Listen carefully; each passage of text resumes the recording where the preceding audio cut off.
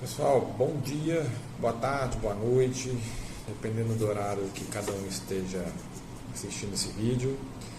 Para quem não me conhece ainda, meu nome é Carlos Henrique, eu sou médico do trabalho e atualmente tenho a honra e prazer de ser médico do trabalho também da Tecno 2000, a empresa a qual vocês trabalham. Fui convidado para participar da Simpate Online esse ano, né? Infelizmente ainda dessa maneira, mas se Deus quiser, felizmente ano que vem nós poderemos fazer uma Simpate presencial, mas por enquanto é a maneira que é necessária. É isso? Então eu gostaria de agradecer à equipe da Tec 2000, em nome da Marielle, que me convidou para poder falar sobre um tema nessa semana para vocês. E o tema que a gente escolheu é um tema que atualmente está muito na moda, vamos dizer assim, né?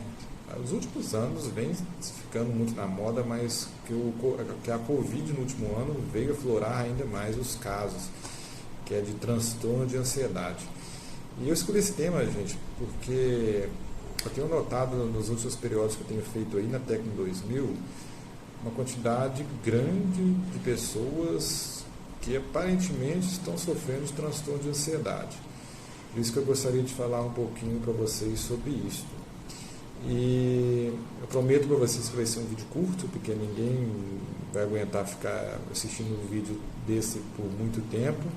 Então, espero que vocês gostem. Eu vou falando os aspectos mais importantes desse tema, tá? E principalmente diferenciar o que é o transtorno de ansiedade doença, o que é uma ansiedade normal. No finalzinho também eu vou falar um pouquinho, só a título de curiosidade, sobre a síndrome de burnout, que é uma doença que também ficou muito em alta agora, principalmente em colegas meus de profissão, na parte de médicos, enfermeiros, técnicos de enfermagem que trabalham na área de frente de Covid. Tá? O burnout é uma doença psiquiátrica relacionada exclusivamente ao trabalho. Tá? Então, começando a falar um pouquinho, pessoal, sobre transtorno de ansiedade, a primeira coisa que eu gostaria de falar para vocês é o seguinte: como é que a gente difere uma ansiedade normal, né? Uma ansiedade do dia a dia, que todo mundo acaba tendo, é impossível você não ter um momento de ansiedade durante a sua vida, do transtorno da ansiedade, que é uma doença. Tá? É muito comum você ter períodos de ansiedade ao longo do seu dia, ao longo de sua vida. Tá? Vou dar um exemplo. Muita gente me procura no consultório médico pedindo ajuda, pedindo medicação para tomar no dia que vai fazer uma prova, mas o que eu mais vejo mesmo é no dia que vai tirar carteira de motorista. Muita gente relata que não consegue tirar carteira porque fica muito ansioso no dia da prova. E eu digo o seguinte: é praticamente impossível uma pessoa ir tirar uma carteira de motorista sem ficar ansiosa. Eu praticamente duvido de alguém que me fala: não, eu fui lá tirar carteira tranquilo, não tive nada, sentei lá, fiz o bonitinho. Eu acho que é praticamente impossível. Um grau de ansiedade a pessoa vai ter.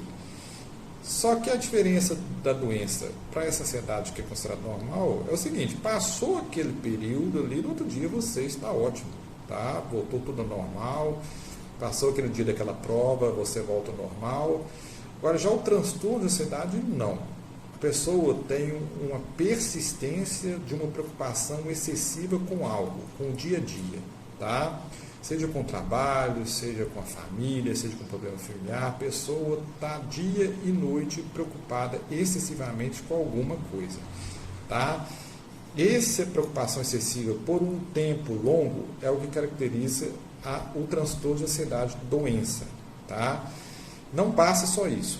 Além de ter essa preocupação excessiva com algo, com o dia a dia, a pessoa tem que apresentar pelo menos mais 3 sintomas.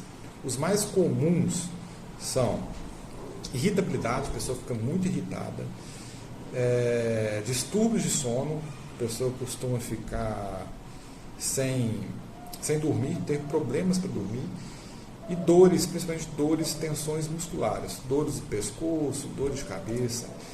A principal causa, por exemplo, de dor de cabeça que existe é justamente a cefaleia tensional, causada por ansiedade, que é aquela cefaleia na região temporal, que a pessoa fica com aquela dor de cabeça aqui do lado, batendo por tempos e tempos. Essa é a principal dor de cabeça que a gente tem na prática médica, tá? A gente tem mais de 300 causas de dor de cabeça, mas a cefaleia tensional é a principal. Tá? Então, para a gente poder fazer o diagnóstico de transtorno de ansiedade doença, tem que ter essas características que eu falei. Essa persistência exagerada de preocupação, tá, com o dia a dia, e com mais 3 desses sintomas. Existem outros sintomas, tá, pessoal? Diarreia, outros tipos de dores, inapetência, que é a falta de apetite, ou ao contrário, né, a pessoa comer até demais. Então, existem vários outros sintomas que são ligados ao transtorno de ansiedade, mas esses aí são os mais comuns, esses que eu falei. Tá? Então, a partir do momento que você procurou, que você achou que pode estar doente, por exemplo, aí você vai procurar o médico ideal que você procura um psiquiatra ou um clínico mesmo. Tá?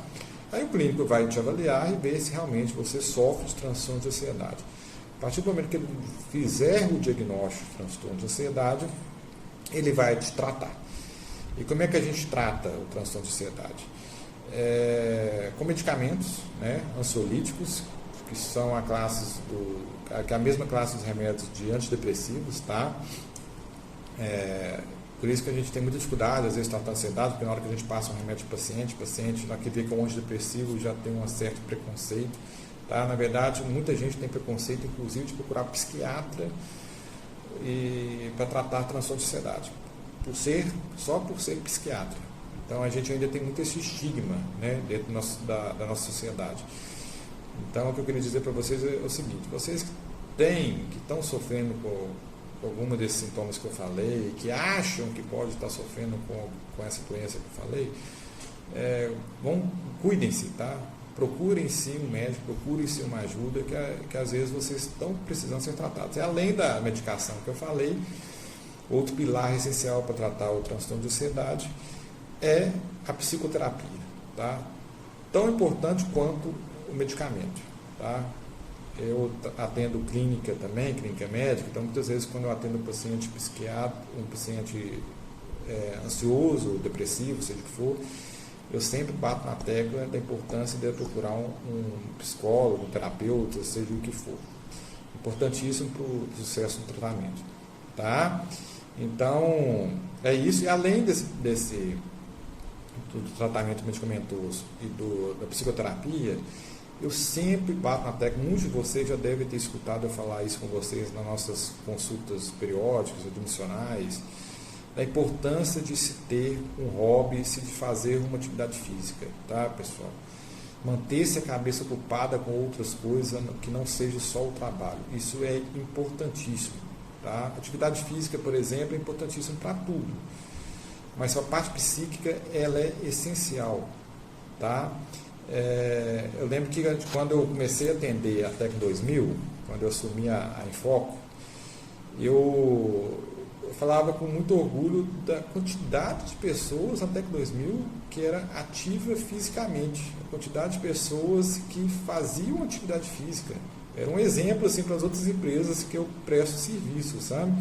Eu falava que aí tinha a turma do jiu-jitsu, tinha a turma da bicicleta, tinha a turma do futebol, mas era impressionante a quantidade de pessoas que praticavam atividade física. E hoje eu estou ficando decepcionado com a quantidade de pessoas sedentárias dentro aí da empresa. E isso está me preocupando muito. Isso é um grande fator prejudicial que pode levar pessoas aí a terem problemas psíquicos. Então, cuidem da cabeça de vocês, além do corpo, lógico. Cuidando do corpo com a atividade física, vocês também estão cuidando da cabeça. Tá? Então, vocês que estão sedentários, eu sou um dos maiores incentivadores de atividade física que tem. Coloquem-se a movimentar-se, coloquem-se a fazer algo fora do trabalho. Tá? Se vocês pegarem as pessoas com vocês convivem que tem algum transtorno psiquiátrico, podem começar a reparar na quantidade, na porcentagem de pessoas que têm distúrbios psiquiátricos, seja ansiedade, depressão, síndrome do pânico, a porcentagem dessas pessoas que praticam atividade física e que tem algum hobby. A porcentagem é mínima, é muito baixo. Tá? A maioria das pessoas que desenvolvem distúrbios psiquiátricos, elas são sedentárias. Tá? Então, daí vocês veem a importância de se praticar alguma atividade física. Então é isso, pessoal. Eu já estou vendo aqui 10 minutos, eu acho que eu estou estourando o tempo já. Eu acho que eu quis falar de uma maneira mais especial desse problema de saúde pública que a gente vive hoje, né?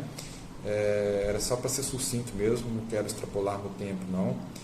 E a partir de que vocês forem passando por mim, alguém que estiver sentindo alguma coisa, que tiver com alguma dúvida, se vocês forem periódicos, pode comentar comigo, que eu puder orientar vocês, eu estarei à disposição, tá?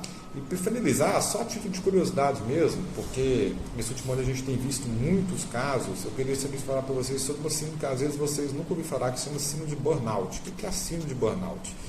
Síndrome de burnout é considerado como esgotamento mesmo, vamos falar essa palavra popular, esgotamento físico e mental de uma pessoa devido ao seu trabalho estressante, tá? A pessoa, ela tem um estresse absurdo devido ao seu trabalho, ela não consegue controlar, e isso gera um esgotamento físico e mental. A pessoa, ela fica um bagaço, vamos dizer assim, no popular, tá? Tanto fisicamente como mentalmente. Ela perde totalmente a energia, e isso reflete diretamente no serviço dela.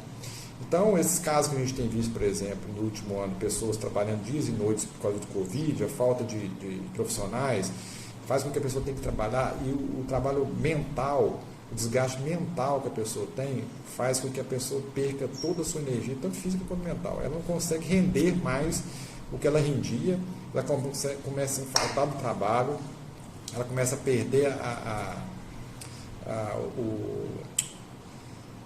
o rendimento no trabalho, tá? Isso é nítido entre os colegas de trabalho. E uma característica forte do burnout é que a pessoa começa a perder os sentimentos, vamos dizer assim, tá? Ela começa a ver o ser humano como objeto, ela não tem mais nenhum apreço por uma pessoa. Acontece muito na medicina, da pessoa começar, o médico começar a ver o paciente como objeto, ele passa a ter sentimento nenhum por aquele paciente, tá? Isso é doença. Tá? Isso não é maldade. Às vezes a gente pega médicos de plantão de 48 horas, 30, isso que acaba desenvolvendo. E não é só na medicina, não, só na parte de saúde. Na parte de saúde, hoje em dia, é uma das partes onde a gente tem uma sobrecarga mental maior. Mas em qualquer trabalho pode acontecer. Tá? Trabalho extenuantes, sobrecarga mental, com cobranças. Isso aí qualquer pessoa pode desenvolver. É difícil fazer um diagnóstico porque ela pode ser confundida com depressão, com síndrome do pânico, com qualquer outra doença dessa. Então eu quis passar para vocês só um pouco dessa doença, só a título de curiosidade mesmo. Não sei se vocês conhecem alguém que já teve síndrome de burnout, né, que é esse esgotamento, mas no último ano a gente tem visto várias pessoas na parte, principalmente na parte médica, tá? Na parte de saúde, tá? Então era só a título de curiosidade mesmo, bem curtinho, que eu gostaria de fazer isso para vocês. E mais, espero ter contribuído de alguma maneira com a Simpate. É um prazer poder falar para vocês, e se Deus quiser, ano que vem estar aí presencialmente para falar sobre algum outro tema, tá bom? Com prazer. No mais, eu agradeço de novo a equipe da Tec 2000, e é uma honra poder participar dessa equipe. Um abraço a todos.